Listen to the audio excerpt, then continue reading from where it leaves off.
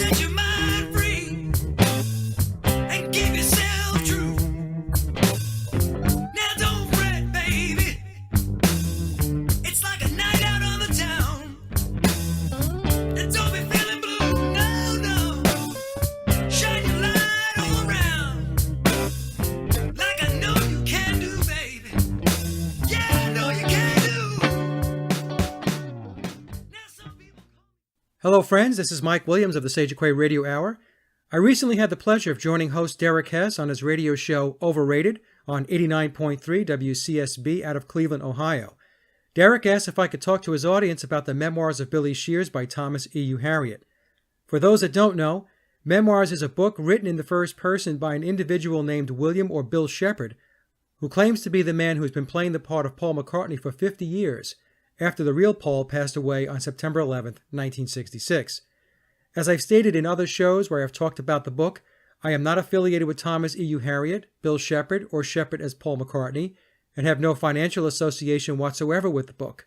My discussions regarding the Memoirs of Billy Shears is motivated simply by my interest in the Paul is dead topic.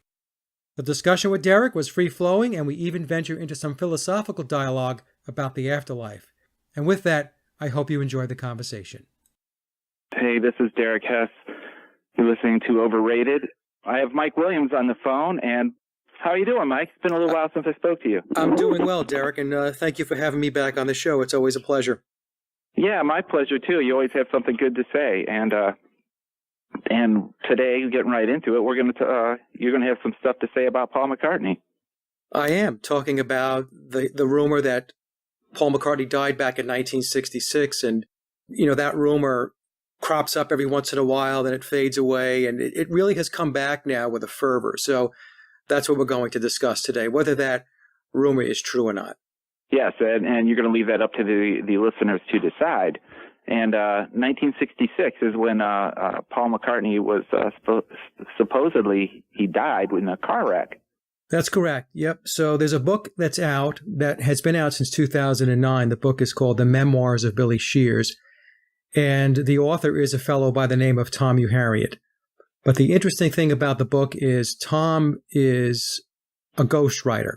The book is actually written in first person, and the person that is speaking to the reader is a gentleman by the name of William Wallace Shepherd, or Bill Shepherd. And this person, Bill Shepherd, is telling us that he has been playing the character of Paul McCartney since September 1966. The biological Paul, the real Paul McCartney, died in a car crash, as you had mentioned, back on September 11th, 1966. And since then, for 50 years, we have been listening and watching Bill Shepherd playing the part of Paul McCartney. Playing the part of Billy Shear. Well, no, Billy Shears is an alias that was first introduced on the Sgt. Pepper album. Right. So Bill Shepherd is his real name. William Shepherd is his real name. He has a couple of aliases. He uses Billy Shears. He also goes by William or Bill Campbell. He was also Phil Ackrell of the Diplomats going back to the early 1960s, where he played with Denny Lane. So that relationship was resurrected when Shepherd decided to, when he went solo and decided to put Wings together, and he reunited with Denny Lane in the early 1970s. So the person that we're talking about, his real name is William Shepherd. Okay, a.k.a. Billy Shepherd. Right. Now, in 66, which record is the backwards masking that says Paul is dead? Well, is that on the White record? Yeah, the White Album, most people are familiar with the song Revolution No. 9, where if you play the record backwards, it'll say, "Turn Me On, Dead Man." Okay. But the actual clues started prior to Sgt. Pepper. The first album that Bill Shepherd played on as Paul McCartney was Sgt. Pepper. And Sgt. Pepper, of course, if you take a look at the album cover, it's a funeral scene. Prior to that, there was another album which introduced Bill Shepherd, and it's called A Collection of Oldies. And this is a very interesting Beatle album. It was released on December 10th, 1966, so that would have been 3 months after the biological Paul had passed away. And if anybody has access to that album or that CD, you could take a look at the front cover. The album is called Oldies and not greatest hits. So again, it was released in 1966, and this was the heyday of the Beatles, the height of their popularity in 1966. And the album is called A Collection of Beatles Oldies and Not Greatest Hits. And what that album is signifying is a transition from phase one of the Beatles, which was biological Paul, the real Paul McCartney, to phase two, which was Bill Shepherd. And so that album cover has a psychedelic cover, which introduces the new era of Beatle music. So when Bill Shepherd took the helm, where the Beatles were going, they were going in a direction of psychedelic music and the psychedelic movement. So the album, A Collection of Oldies, actually kicks that off prior to Sgt. Pepper being released. Is that when they discovered LSD and started working that into their compositions and their music? Yeah, well, the thing with LSD is very interesting because, the Beatles started dabbling in drugs, but the person that was involved in the distribution of LSD, and this is based upon information in the book. Again, the book is called The Memoirs of Billy Shears by Thomas Hugh Harriott, is Bill Shepherd playing the part of Paul McCartney. And in the book, he states that he actually worked with British intelligence, the CIA, through the MK Ultra program, and he was behind the scenes in putting together the Monterey Pop Festival, the Summer of Love in 1967, and he was working with British intelligence and the CIA to distribute LSD. And what they were looking for was the social and societal effects of the young people once they were under the influence of LSD. So he played a part in that, and in the book, it seems like he played a rather big part because a lot of people don't know this, but that concert, the Monterey Pop Festival, that festival was pulled together. The main person behind the scenes pulling those artists together was Paul McCartney, but the person playing Paul McCartney was not biological Paul, it's Bill Shepherd. Now, Paul, it's rumored to be that he started having dreams about his upcoming death. That's right. So back in the 1965 timeframe, let's say, that Paul was having these nightmares, and he was having premonitions of his death, and it started to become very worrisome to him. And these dreams were very realistic; they were very vivid, and so he would tell the other Beatles about the fact that he was having these dreams, and of course they didn't take him very seriously. They just basically scoffed it off and told him, it's okay, they're just dreams. But while he was having these dreams, he was also having this desire to kind of get things ready for his demise. So in the book, Shepherd writes that biological Paul was actually looking to try to figure out who could replace him when the time came that he would have to be replaced because he was no longer with us. And I've been asked before, how do we know that Paul was doing this? And of course, it's coming from Bill Shepherd via the book. And Shepherd, of course, is getting this information from the other Beatles because one of the comments I make to folks, Derek, is that we were listening to the biological Paul, the real Paul McCartney, for only 2.5 years. For the last 50 years, the Paul McCartney that we have been listening to and watching and enjoying the music of has been Bill Shepherd. So Shepherd, he's had a lot of conversations with folks. He was, obviously he was in the Beatles, and he's very, very connected. And we can get into that perhaps a little later in the discussion also. He's a very, very high Freemason, and Freemasonry played a huge part in his placement into the Beatles. Yes, let's get to that in a minute here. Now, the motive behind the imposter, Bill Shepherd, now, I listened to your other interview the other day on, I don't remember what the radio station was or the blog it was on, but one of the motives, which I found interesting, and I find it very credible knowing stuff about the music industry and working with it, is that Paul was one of the more popular of the Beatles, and the record labels were concerned that the sales would drop if Paul was no longer in the Beatles. Is that correct? Yeah, that was one viewpoint, that the Beatles were so popular and they were driving so much cash for everybody that was involved, including the British government, by the way. But I think more importantly is that the Beatles, along with other bands coming out of the movement back in the 1960s, the British invasion, they were Tavistock projects. So the Tavistock Institute was behind the Beatles. They were also behind the Rolling Stones. In the book, Bill Shepard makes it very clear that the Beatles were a Tavistock project. And I believe that it was an experiment to see, at the end of the day, whether a very, very high-profile entertainer musician could be replaced and essentially go unnoticed by the majority of the public. So this was an experiment, but what were they going to do? I mean, we may never know, but what were they going to do if it failed and people figured it out at the time? Yeah, that's a good question. So let me just back up 1 second. Sure. And I want to make it clear that the actual replacement and seeing if the public would pick up on the replacement of McCartney, that was one aspect. The creation of the Beatles themselves and the whole rock movement going back to the British invasion in the 1960s was essentially social engineering. It was taking music to see where music could steer people. So they were trying to steer the social consciousness into directions. It could be any number of things that we realized back in the 1960s. It could be the drug movement. It could be free love. It could be any one of those things that Tavistock was interested in seeing what they can do via music. So very quickly, Tavistock, yeah, S-T-O-C-K, Tavistock. What are they? Very quickly. Tavistock Institute was formed in 1947, and it's called the Tavistock Institute of Human Relations. That actually goes back to 1921. So today it's known as the Tavistock Institute, starting in 47. In 1921, they were called the Tavistock Institute of Human Relations. But basically, what they're involved in, Derek, and what they have been involved in for a very long time, is mass brainwashing techniques. They are very interested in their ability to modify human behavior and human psychology. So they've used a lot of techniques. Think of it as mind manipulation, mind shaping, social engineering, and so on. This is what they do. Now, if you look them up on Wikipedia as an example, it won't say all this.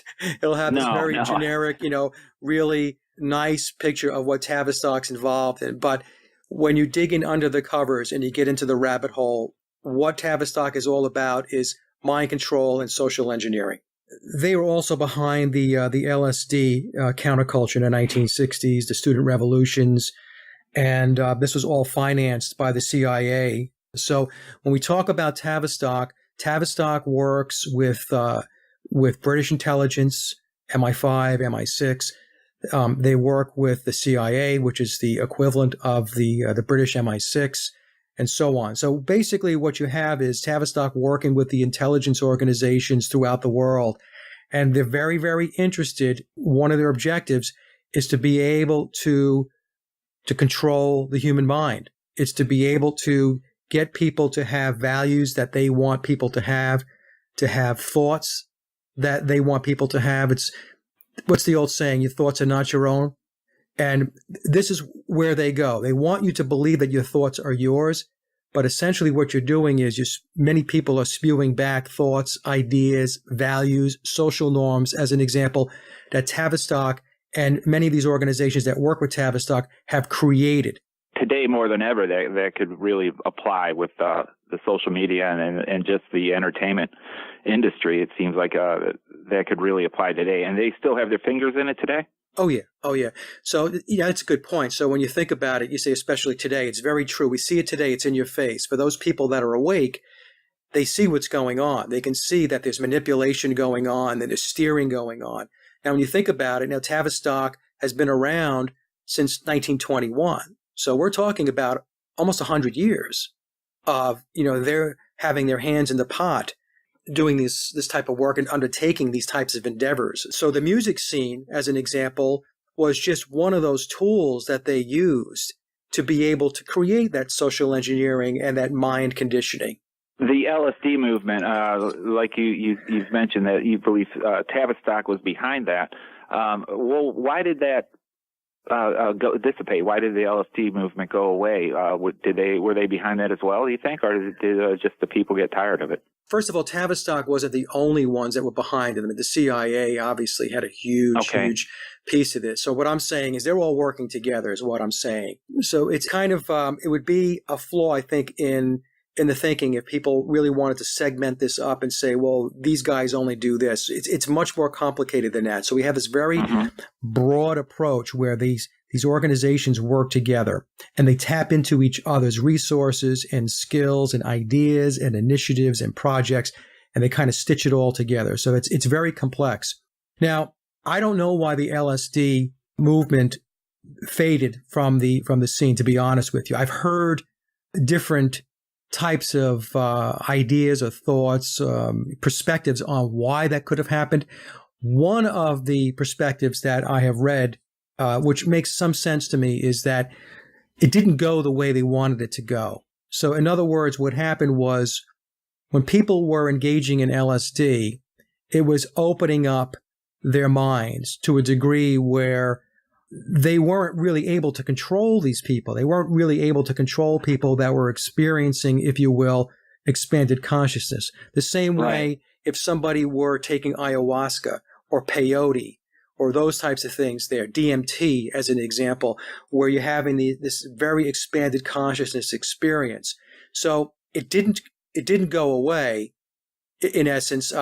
Today, it just didn't go the way they wanted it. It didn't go the way they wanted it to go. So I believe that it's possible, based upon the research I've done, that they pulled back from it. I don't think it's gone away completely. In fact, I was watching one video recently where it's been documented that many of the elites are microdosing LSD. In other words, they're not taking LSD in large quantities. They're microdosing it.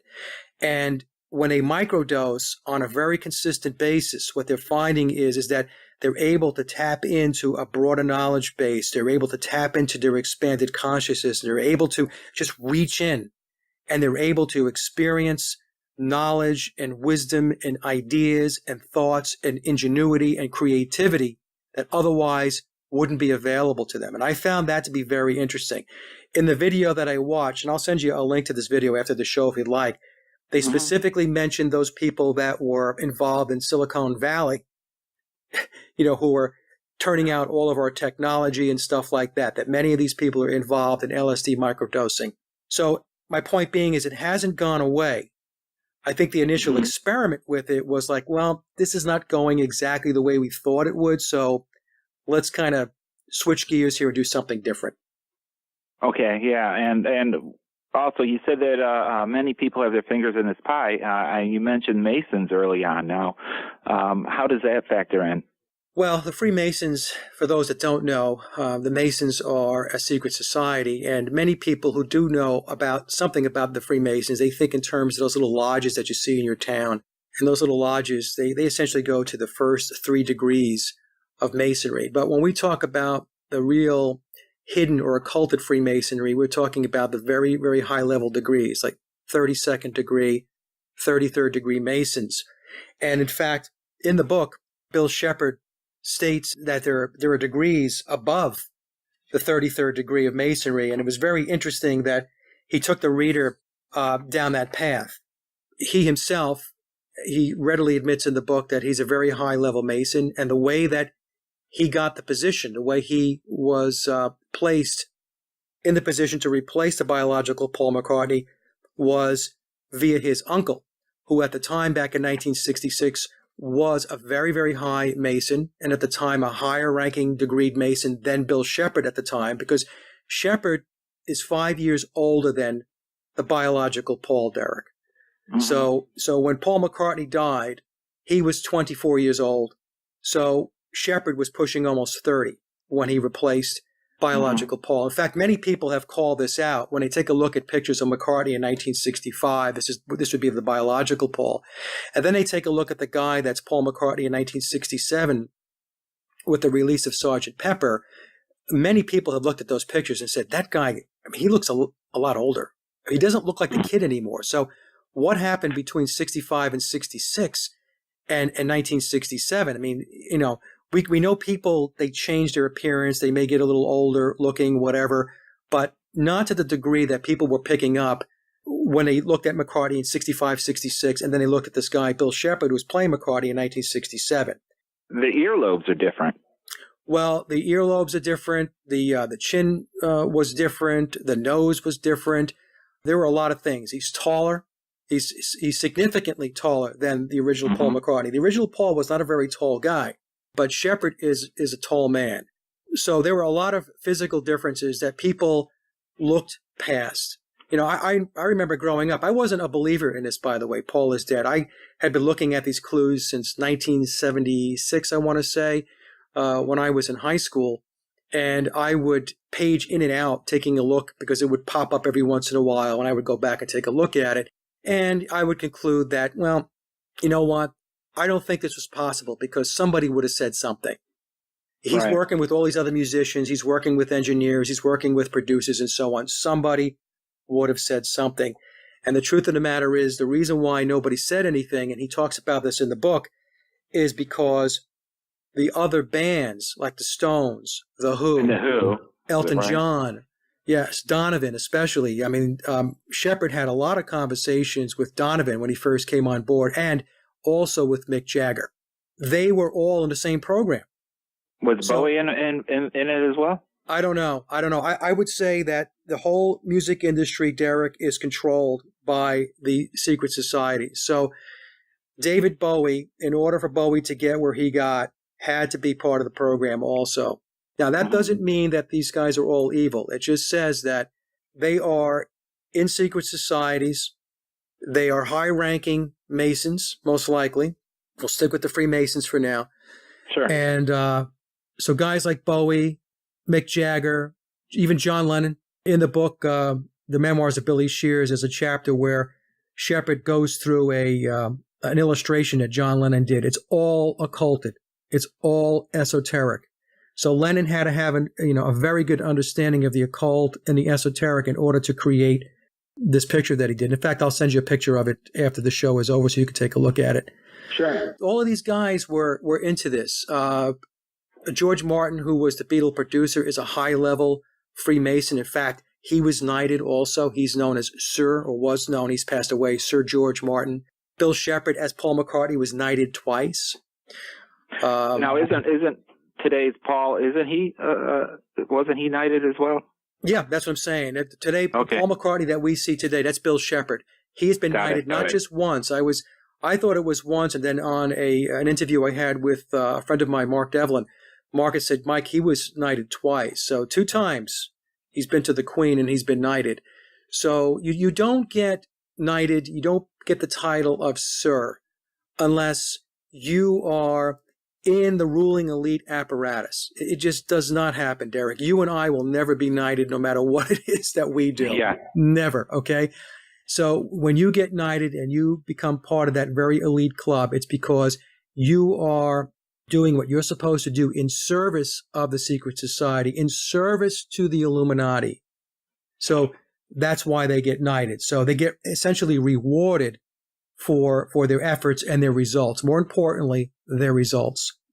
Okay, yeah, got it. And you said that he was having many discussions with Mick Jagger and about this whole thing.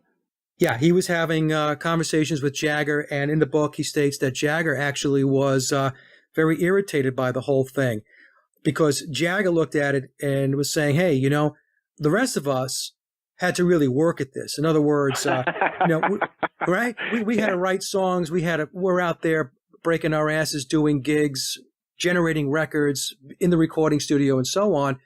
And you come in and you just step into this very successful person's shoes and you're going to pick it up from here. So I think what they were looking for, I think Jagger especially was looking for, was for Bill Shepherd to fall on his face. They were really hoping he would just, boom, face first into the floor. And when it didn't happen, and when Shepherd was able to show that he was extremely, extremely skilled at being a musician, at being an entertainer, that their attitude started to change. In fact, in the book, he states that Elton John found out a little later because John Lennon had told him.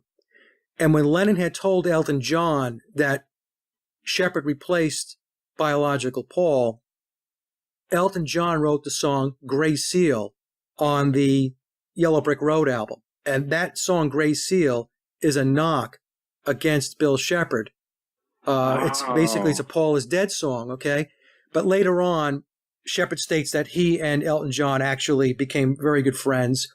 And again, it was because they had to come to the realization that regardless of what transpired with Bill Shepherd replacing the biological Paul, that this guy still had an enormous amount of talent.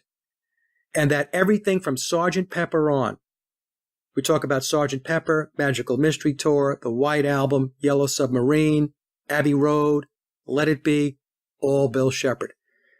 And in fact, Bill Shepherd became the leader of the Beatles in 1966. And in order to do this, he had to have a meeting with Brian Epstein and John Lennon. Lennon was devastated by the death of Paul McCartney. And when Shepherd was brought in to meet Lennon, Shepherd had a list of demands because in his mind, he was saying, if I'm going to do this, it has to be worth my while, because he had to change his appearance. One of the things that took place was there was an enormous level of surgeries and injections in order to alter the facial appearance, the facial features of Bill Shepherd, to transform him into looking more like Paul McCartney.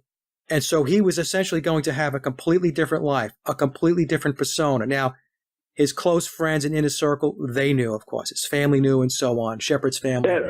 That was going to be a question of mine. Now, what happened if Bill Shepherd just disappeared? Or what about his family friends? Wouldn't there be like question, well, where did he go? I mean, so a large amount of people, knew about this is what you're saying then. Yeah. A lot of people knew about this. Now, let's talk about that, because I get asked that question a lot, because basically that was my question. That's why I didn't believe it at first. Like, somebody's going to rat him out, Right.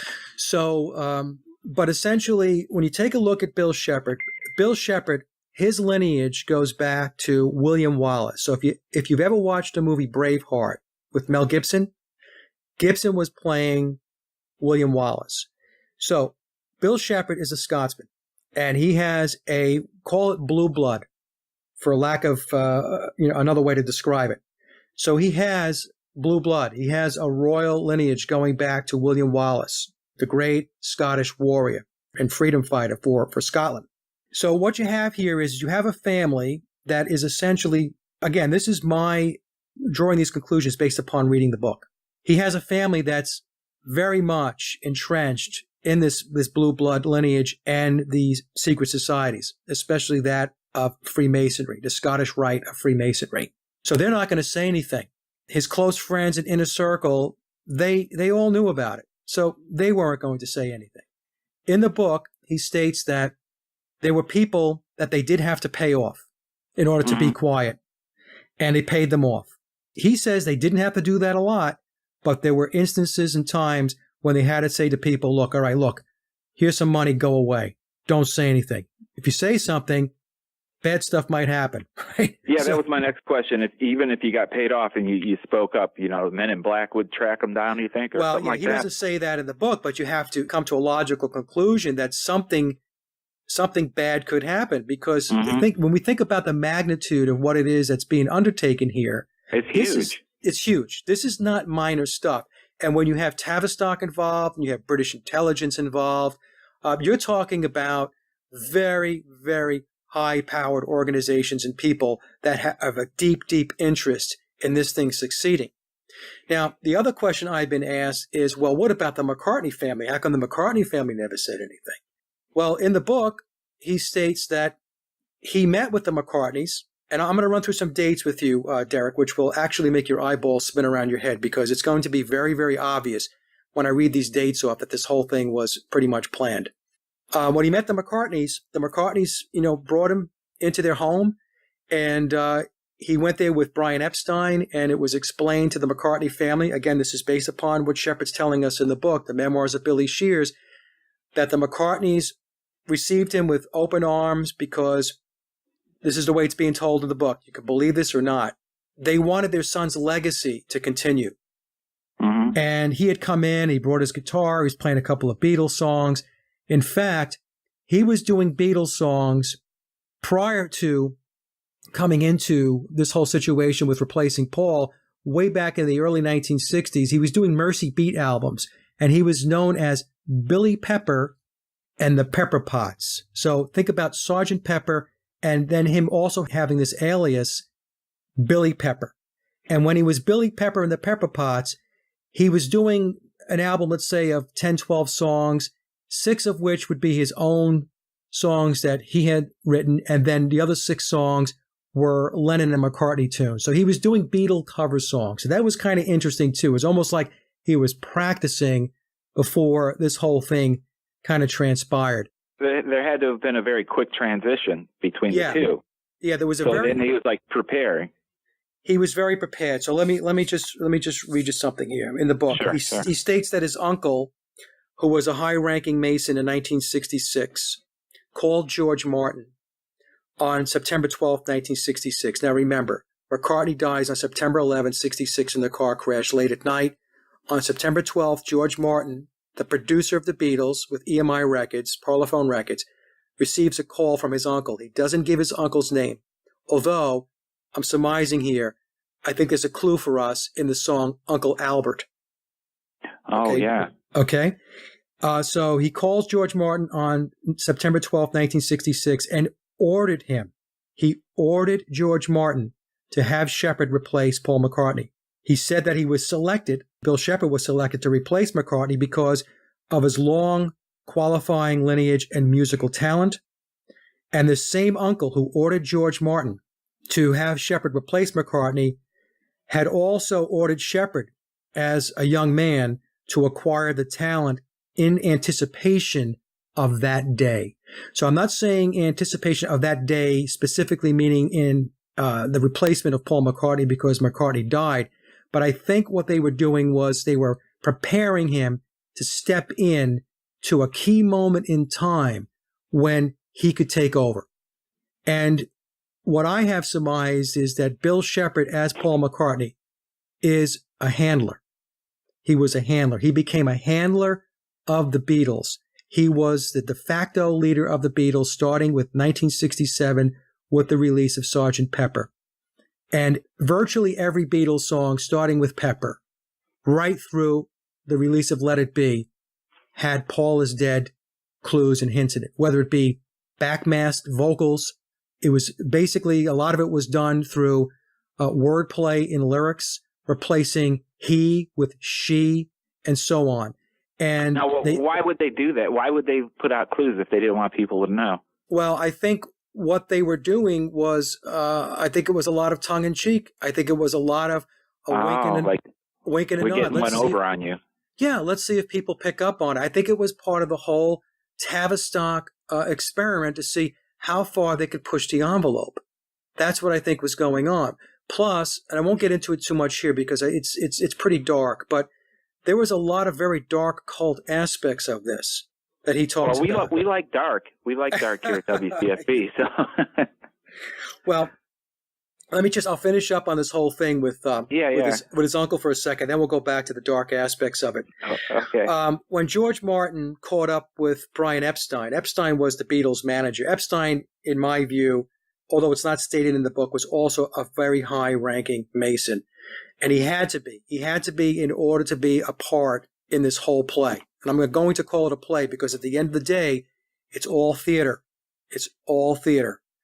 So when George Martin got the call from his uncle, Shepherd's uncle, and said, hey, my nephew is going to replace Paul McCartney. Make sure it happens.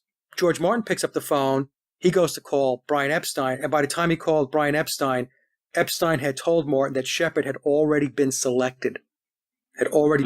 So word got around pretty quick. In the book, to go into some of the occult stuff, he openly discusses mysticism, including Aleister Crowley, Kenneth Anger, who was the successor to Aleister Crowley. Mm-hmm. He gets very deep into the esoteric symbolism, and he also talks about Satanism. The version of Satanism, or how he refers to Satanism in the book, is called Paulism. So it's an cult. Wow. It's a cult around the death of Paul McCartney. So in the book, though, he although he disavows Aleister Crowley, he calls it a doctrine of hate. He says he himself is not a Satanist. He explains that he only leveraged Satanism to achieve success. Now, I read that and I thought to myself, that's one of those, I want to have my cake and eat it too discussions, right? I'm not a Satanist, but what I did was I leveraged Satanism in order to become extremely wealthy and to have incredible, enormous levels of success. The book, along with anything that has to do with the Beatles, is heavily, heavily into numerology. And although in the book he says he's not caught up in it, he's not caught up in the numbers, he states several times in the book that McCartney is all about the nines and that he's all about the sixes. So the book, The Memoirs of Billy Shears, is 666 pages to the final period. It has 66 chapters. The book is loaded up with the numbers 3, 6, 11, 33, 66, and 666. These are all occulted numbers. And if we go back to a quote that's attributed to Confucius, Confucius had said that signs and symbols rule the world, not words nor laws. Signs and symbols rule the world, not words nor laws. So when they talk about signs and symbols, numbers are signs and symbols.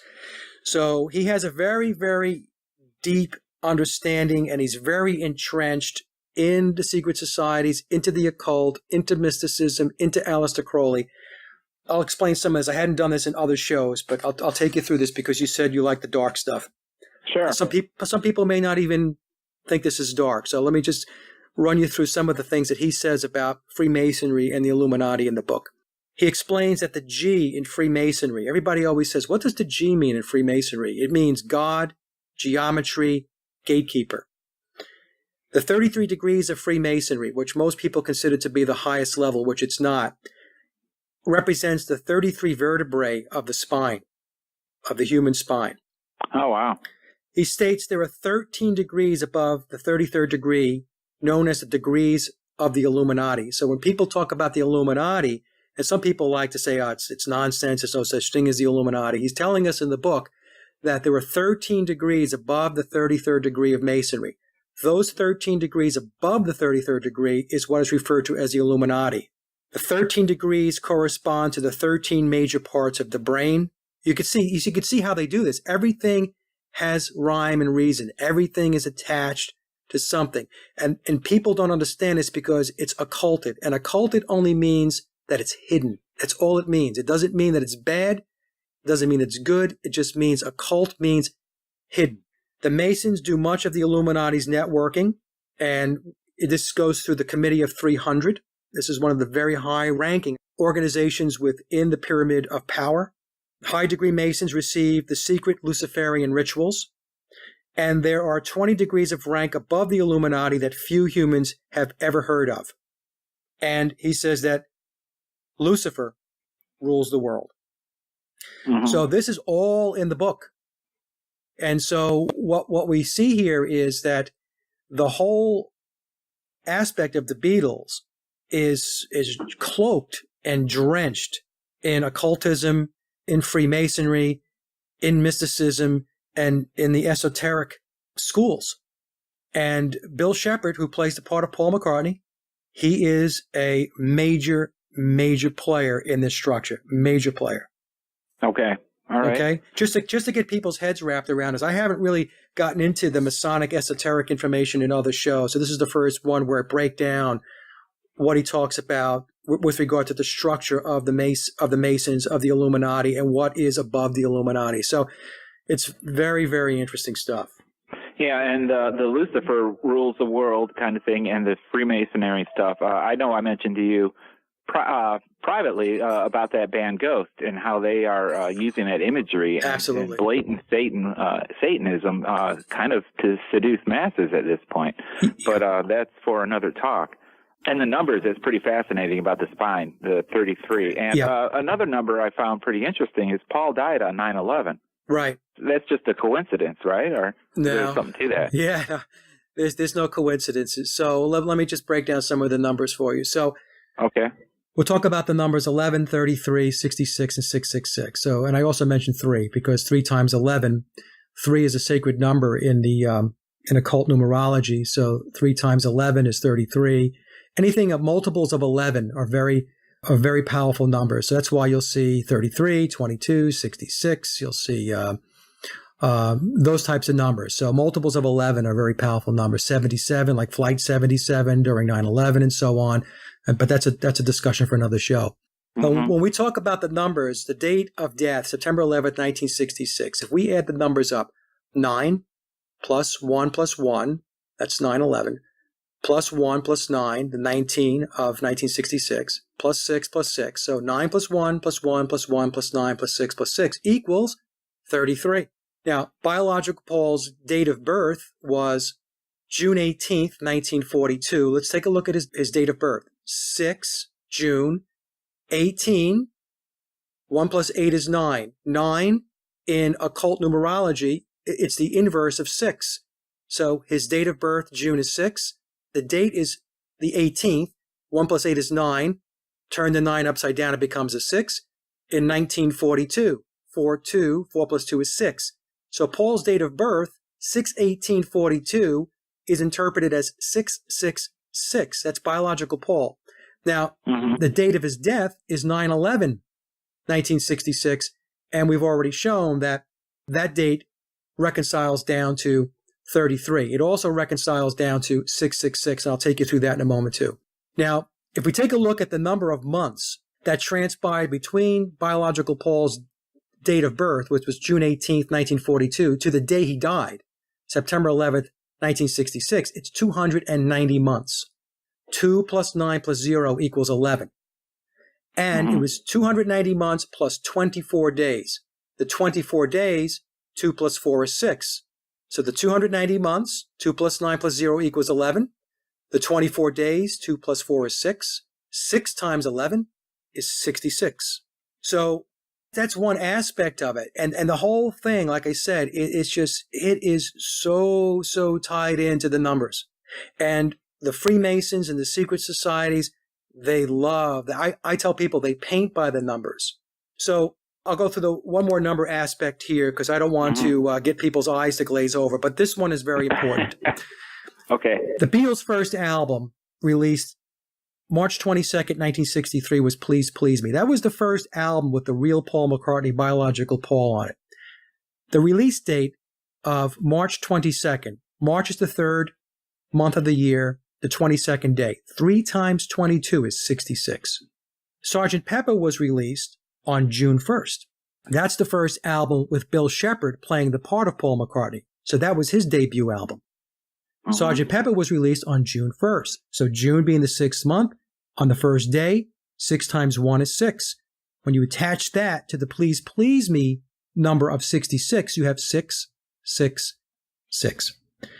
So the point I'm trying to make here, again, for the folks, is that a lot of people have a hard time getting their heads wrapped around this aspect of it, Derek, is that numbers play a very, very important part of the planning, of the strategy, and the execution of those in the secret societies. And the secret societies, those are the organizations and institutions that rule, not your politicians. Your politicians, right? They're in front of the curtain. We're talking about what goes on behind the curtain. Behind the curtain, you have all of these secret societies, of which Freemasonry is front and center. These numbers, as you said, glazing over, it's first off, it's amazing that you know all this as far as remembering the numbers, but what if they did it on 724, and couldn't they still pull it off, or is it just like a religion to them that they have to put it together with those numbers?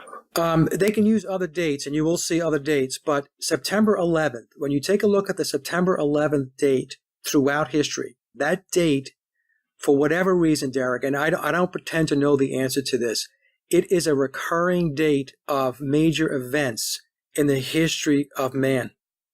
Now, why is September 11th such a powerful date? Why is it used so often? I don't know.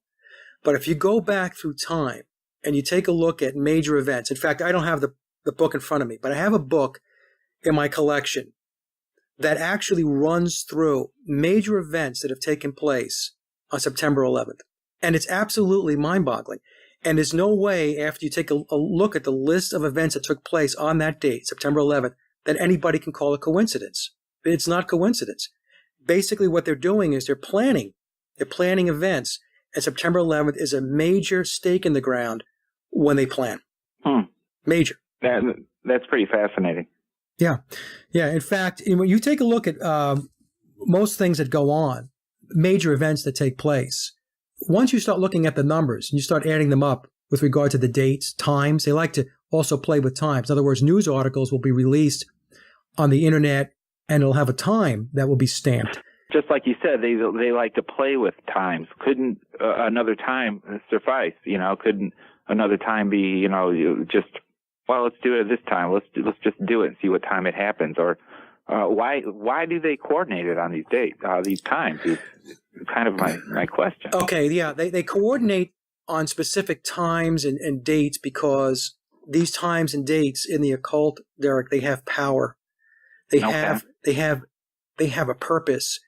So they believe that through the use of their symbols and their numbers and their signs, that they're able to manifest power. And by manifesting power, they're also manifesting control. And that's why they plan accordingly.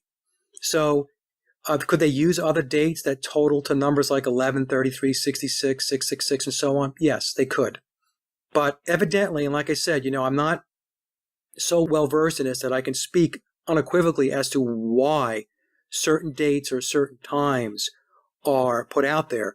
But when you look at it and you stare at it long enough, the only conclusion you can come to is that these dates and certain times have definite meaning. There's a reason why they're using them.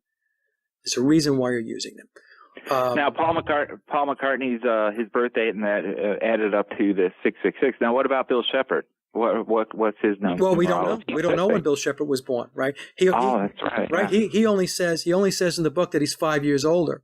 Now, in the book, he clearly states that he had to stay away from certain information. Like he couldn't talk about his family, specifically names of his family, because if he had written the book, let me just back up a second. He wrote the book, he refers to it as historical fiction, which means that there is absolute truth throughout the book.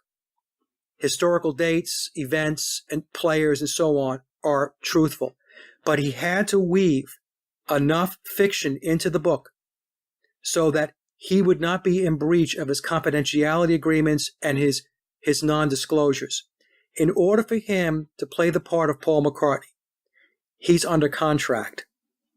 He has confidentiality agreements and non-disclosures in place. Mm-hmm. Okay? So that's how he's playing the part. Think of it as this way. His use of the name of Paul McCartney, think of it as it's a corporate fiction. It's a contract. A trademark. Yes. It's a brand. It's a corporate-based legality. That's what it is. That's who he is. So like when somebody comes to somebody and says, hey, are you the ABC Corporation or are you the ABC company? Now, this person, let's just say that they're the sole proprietor of the ABC company, and somebody asks them that question, they're going to say, yes, I am the ABC company. They know that the person is referring to their company or their business. They know that. The person who's answering and saying yes. What they're saying is, yes, that's my corporate entity. That's my business entity. That's my brand. But it's not the flesh and blood person. So when they ask him, when they call him Paul McCartney, or are you Paul McCartney, he's answering from a corporate fiction or straw man perspective. He's saying, yes, I am the corporate entity. I am the business entity known as Sir James Paul McCartney. And they leave it at that. So do you think people ask him straight to his face these questions? Yeah. I think people have asked him. There's a dialogue going on between him and David Letterman going back a few years ago. Mm-hmm. And of course, Letterman is in on the whole deal too. Letterman is a very high level. He's a very high level Mason also. Okay. Yeah. No, I believe you. Yeah, he is. He's a very high level Mason, along with Jay Leno and all those guys. So in that interview, he asks McCartney, or he asks Bill Shepard about walking across the street barefooted on the Abbey Road album. And, that was supposed to be a clue that Paul McCartney had died and he was replaced by somebody else. Shepard says, yeah, I'm that guy. I'm that guy.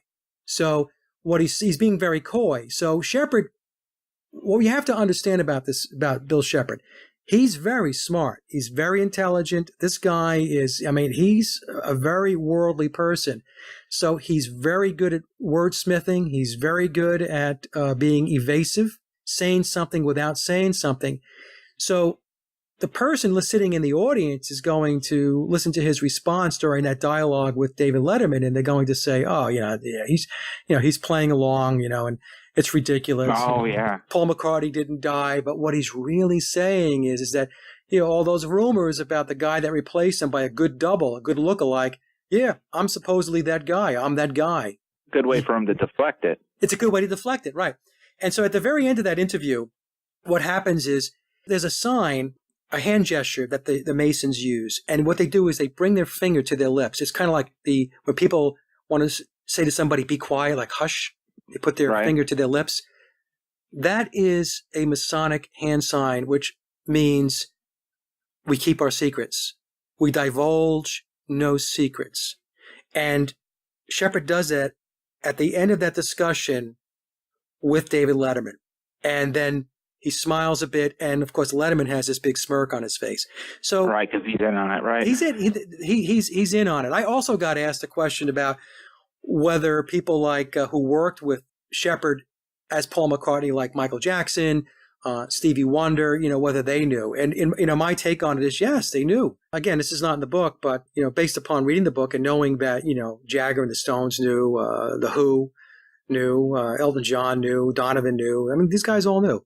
There was no way that artists with the stature and the level of success that Michael Jackson had or Stevie Wonder had, that they thought they were going into a studio and thinking that they were playing with Paul McCartney. Because first of all, there's going to be other people there. There's going to be engineers. There's going to be producers. There's going to be friends. So before Michael walks in or Stevie walks in, everybody's calling him Bill. And then as soon as they walk in, what does everybody do? Say, oh, okay, now we got to call him Paul. So I think they all know. They all know. And it's a big club, like George Carlin said, and you ain't in it. It's amazing the level of secrecy that can be kept, Derek. It's so compartmentalized in so many facets of life, so many facets of existence, that it's very hard to believe. I admit it really is. But you can see that it's not so hard to control when the people that control it are all in one big club.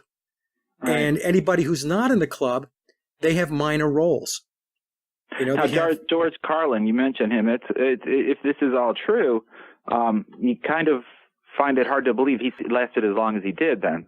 Yeah, I think that what happens is there's a threshold, Derek, where an artist or an entertainer or somebody can push the envelope, and they don't worry about it too much. And the reason why they don't worry about it is because unless you are really riling up the masses, first of all, they refer to us as the profane, which means the unknowing, versus the ruling class, those that are like Bill Shepard. They are what is referred to as adepts or initiates.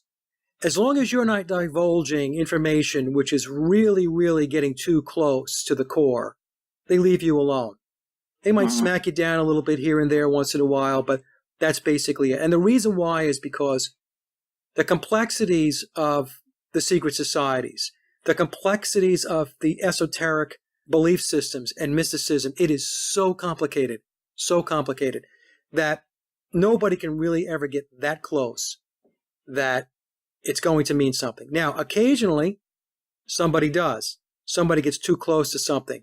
You got to be on the radar, right? Who, me? Yeah. You know why I'm not on the radar? Because even though I bring a lot of information to my audience and to your audience, the stuff that I'm bringing forward is stuff that's already out there. I mean, I'm getting my information by going to books, by doing deep research and stuff like that, watching documentaries and so on. I'm talking about people, Derek, that, let's just say as an example, are getting too close to maybe some type of, let's say, ritual type of aspect, divulging names that people that are not supposed to be known. It's okay to divulge names of people that are out in the public forum. But if you're going to start spilling the names and identifying people that are in the shadows, that's when you're going to have a big, big problem. Big problem. So, I'm not doing that type of work. I'm not interested in doing that type of work. First of all, I like life. I enjoy it, I want to be around to do the things. But I also think it's very important to get people to understand that the life that we have, the existence that we have is all carved out for us. That we are being steered and conditioned every which way from Sunday. And some people are more aware of it than others. They're more awake than others. In fact, many people are not aware, and they're just going along with the program. They're essentially running on the hamster wheel. But to the degree that we can figure out that we are on a hamster wheel, we can start asking some more questions, and hopefully we can start making some change for the better, getting humanity pushed in a more positive direction. Now, do you feel that is obtainable? I think that we're making some progress. I do think we're making progress. But, there's a part of it, or I should say a part of me that says that I think that this is more of a metaphysical experience than it is a physical experience. That sometimes when I philosophize, I take a step back, I think to myself, perhaps this realm that we're in called Earth, this is exactly the way it's supposed to be. It's not going to change for all intents and purposes. There might be a little nudge here, a little nudge there, make things a little better. Things might get a little worse, whatever it may be. But if we look at Earth as perhaps a school that our soul incarnates into in order to learn lessons, then this is the realm that we're in. We decided to come here to learn certain lessons. So the metaphysical aspect is that we take those lessons with us when we pass away.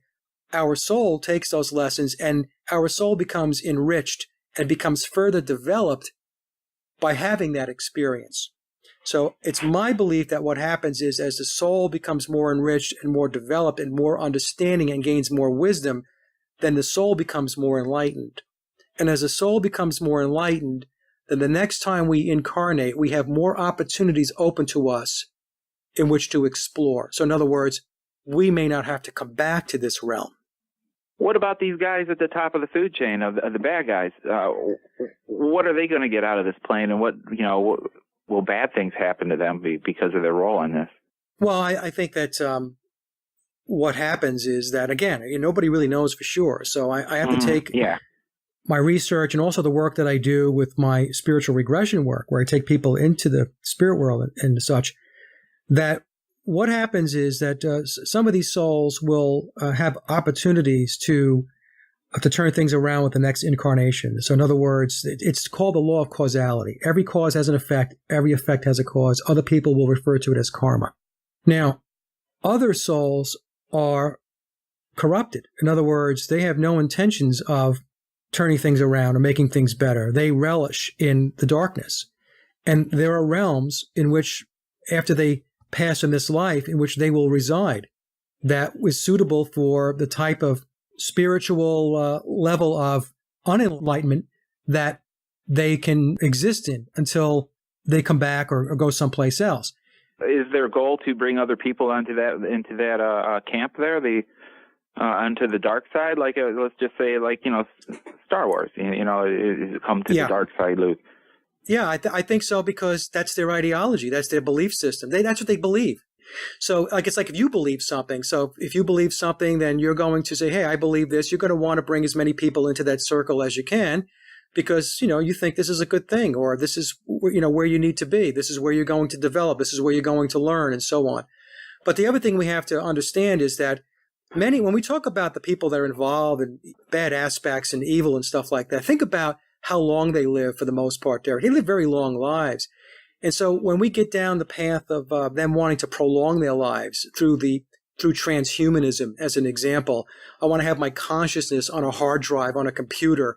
I want to be able to have my consciousness here in the physical world to live forever, to exist forever. What are they doing when you think about it? What they're really doing is they're avoiding the non-physical realms. They're trying to continue their existence in a physical realm in which they rule and where they're comfortable, in which they know that it's a safe zone, if there is such thing as a safe zone, or say a safer zone, is probably the way I should word it. So it's a very complex very, very complex area in which to start thinking about and starting to philosophize about. It's very, very, it can really jam your head up. But on the other hand, I think that philosophizing is what humans should be doing more of, because we really should be trying to understand more about what is life about, what is existence all about. Yeah, how about us getting off topic, huh? Oh, that's okay. I was going to ask you if you wanted me to go through some of the dates with the swap of Paul McCartney so you can get an understanding of how much Bill Shepherd was in the wings. Sure. Okay, let me just take you through that, and so we could swing back to the actual topic here. So as we mentioned, McCartney dies in a car crash very late in the evening on Sunday, September 11th, 1966.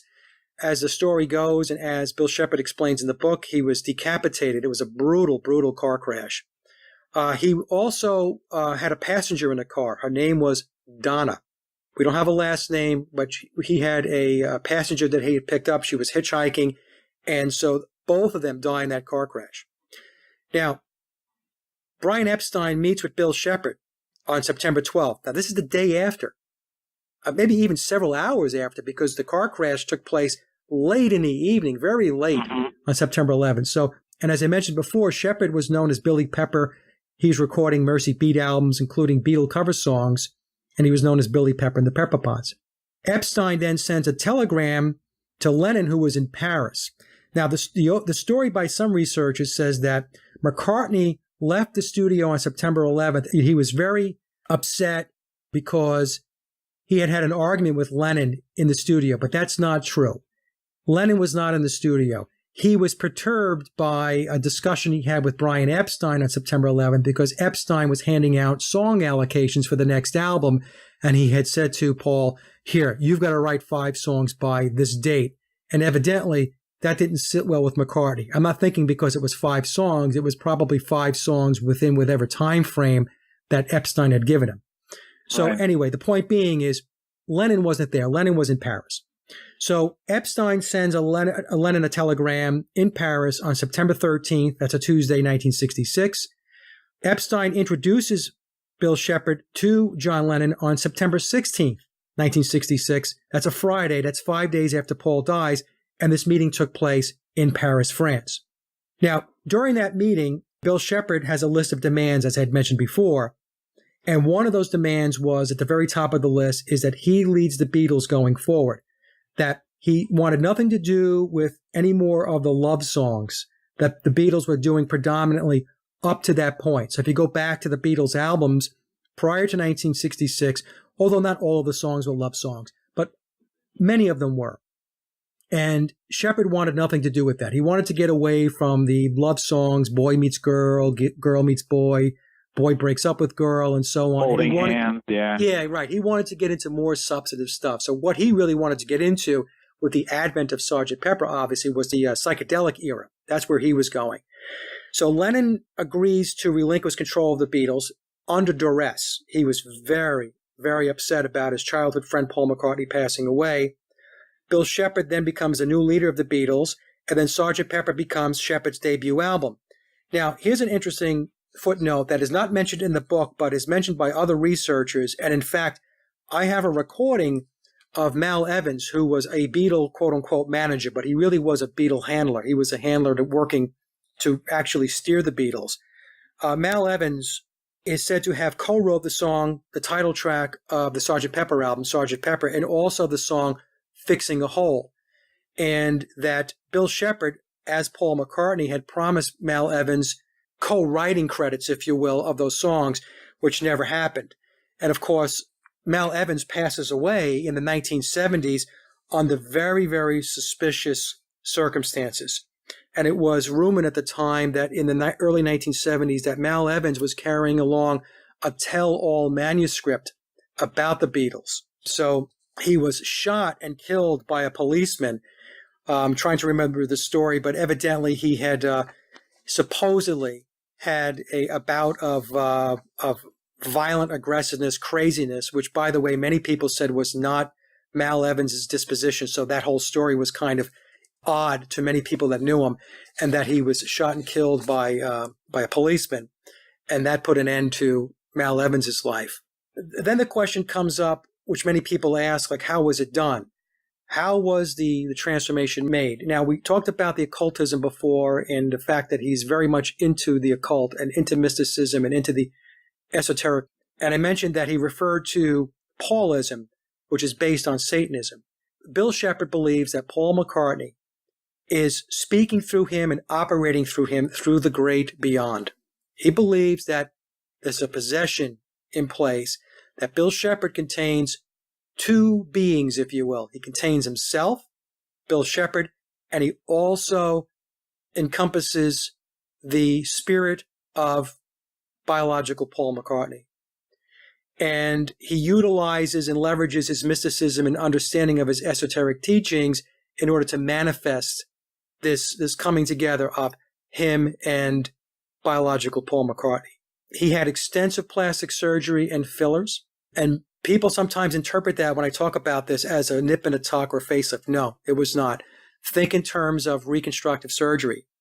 He also mentions in the book that there were other people that played Paul McCartney that paged in and out. So many times when you look on the internet and you take a look at Paul McCartney and you take a look at pictures of him over time, you're going to see very different looking people. And I put a slide together on this. Very, very different looking people. Why is that? Because along with Bill Shepard, who has a permanent contract, that's what he will say. There were other Paul McCartneys, people playing Paul, but he's the only one with a long-term permanent contract. And so these other Pauls, it's my supposition, paged in and out when the surgeries were at a point where maybe he couldn't make a public appearance. So somebody else would make a cameo. Somebody else would be seen in public. Somebody else would be photographed in a magazine who looked a lot like Paul McCartney but wasn't Shepard. He was tutored by Brian Epstein. This is how you know Epstein was in on the whole gig, and a Mason. Brian Epstein had tutored Bill Shepard on many of biological Paul's mannerisms and quirks. He had to master Paul McCartney's arching of his eyebrow. He's naturally right-handed and had to learn to play left-handed. Oh, wow. And that almost didn't come to fruition. And in fact, he says that he was able to master playing left-handed by essentially summoning Paul McCartney to come forth and to help him with left-handed playing. Now, some people are just going to be going nuts over that and just rolling their eyes. I'm just telling you what's in the book, and I'm telling you that this guy is deep into the occult. And if you do research into the occult, deep research into the occult, this is what they do.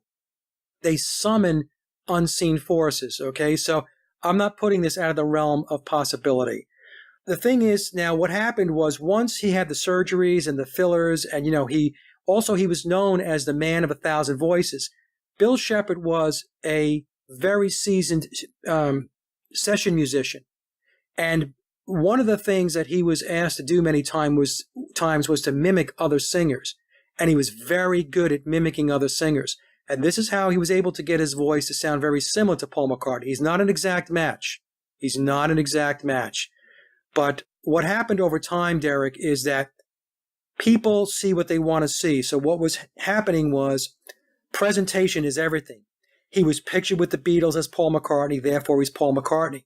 And when you take a look at Sgt. Pepper, the Sgt. Pepper album, and all of their beards, their mustaches, the whole presentation of the Beatles was completely different from anything the audience or the public had seen prior. So if you think of, let's say, Revolver as an example, or Rubber Soul, and you take a look at what the Beatles looked like then with their mop tops, and then you look at Sgt. Pepper, there was an amazing stark contrast difference in how they were being presented. Well, wasn't that the same time they decided they didn't want to play out live anymore? Right, exactly. So Brian Epstein comes out and says that the Beatles are no longer going to play live. And one of the reasons why they did that was because Bill was still working on, my belief is that he was still working on his left-handed bass guitar playing, which, by the way, in the book he says on recordings, when he records, he still plays right-handed. Okay? Left-handed is his public persona. When he plays music in the studio, he's playing right-handed. Epstein had come out and said the Beatles are no longer going to play live. And the reason for that was because, and even Shepard playing Paul McCartney had come out in an interview around that same time frame in 1967, and said that the reason why is because, well, we just can't be creative enough, because when we're doing touring and we're in front of all these audiences and we can't hear ourselves anymore, we're stagnant, we're static, we can't be creative, we can't be imaginative, and we can't put out the type of music that we want to put out. That was the cover story. But the real reason was because Shepherd was much taller than Paul McCartney. He was still trying to get himself to be very, very more adept at playing left-handed. And quite honestly, people would have seen the difference. I mean, they would have seen this tall guy playing bass, and they would have said, well, what happened to the shorter guy? You know? Right. Would he have a growth spurt? So a lot of that was what was going on. So very, very interesting. Also, I know we're running out of time here. He also played the character of Vivian Stanshall of the Doodah Band. So people can go on to onto YouTube and onto Google, and they can look up Vivian Stanshall, and they can take a look and see that. Also, you can see a transition of Vivian Stanshall before the injections and the plastic surgeries took place. Even he changed drastically in his appearance. And also, if you go to some of my other interviews, I have a slideshow in there, and you can see where I transitioned from Phil Ackrell, which Bill Shepherd played in the early 1960s with Denny Laine, as I'd mentioned, to Vivian Stanshall, to ultimately Paul McCartney. So Paul McCartney, at the end of the day, is a character that he plays, plain and simple. And the book is The Memoirs of Billy Shears. It's written by the author Tom U. Harriet, who is essentially a ghostwriter for the person who's actually telling the story. And the reason why he's telling the story, Derek, he says in the book, is because he's old now. Bill Shepherd is 80 years old now. He's 80 years old. And he's, quite honestly, he's at a runway. He just played here in Cleveland, too, 2 nights, sold out. And everybody knows the songs as Paul McCartney songs. And if you have been playing the guy for 50 years and you wrote all the songs that this guy wrote for 50 years, I mean, there's a part of you that says, I wrote these songs. Bill Shepherd wrote these songs. Paul McCartney's dead. He's been dead since 1966. I'm the guy writing these songs. So what he's doing now is he's putting it out there in a way that it's camouflage. There's no doubt about it. It's a very soft way of putting it out there, but he's floating it out. So if you read the book, I highly recommend it to anybody who's into this topic. If you're not into this topic, then 666 pages is going to be extremely overwhelming. But if you're into this theory and this conspiracy, the book is a great read and well worth your time. Well, on that note, we're going to have to wrap it up. I just started thinking about Linda McCartney and how she plays into this, but we're just not going to have time to talk about that. Yeah, she knew he wasn't Paul McCartney. So did Heather Mills. Oh, that's right. Yeah, absolutely. Well, Mike, hey, thanks for calling in and discussing this with us and doing some enlightening. I mean, it gives me a lot to think about. And hopefully my listeners are now like pondering a little bit of what you said. Yeah. Well, like I said, it's an extraordinary story, and it's hard to get your head wrapped around. But, once you read that book, Derek, a lot of questions get answered. And I want to thank you again for having me on. It's always a lot of fun. Well, we're going to do it again. I want to talk chemtrails in the future. Oh, yeah. We'll talk about that. Okay, awesome. All right, man. Thank you very much. All right, bye-bye now. Bye.